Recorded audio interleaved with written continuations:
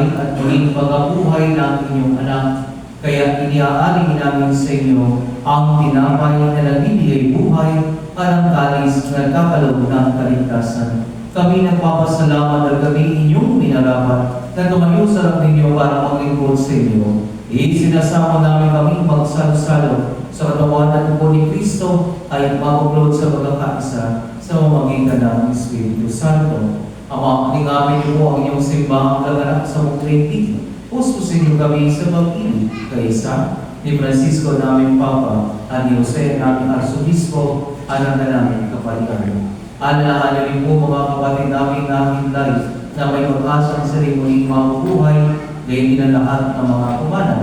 Kawayan sila at pagdali sa inyong kami walagan.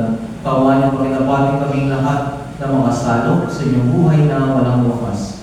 Kaysa ng mahal na rin Maria na inaan ng Diyos, gayon din ang kabayang ng kanyang puso si San Jose. Kaysa ng mga apostol, ni San Jose Marelo, ni Santa Maria Magdalena, at ang lahat ng mga manal na namuhay dito sa daigdig ng kalulugod sa inyo, may pagdiwang naman namin ng pumuri sa karalan ninyo sa mga ginay maraming ng aming Panginoong Yesus.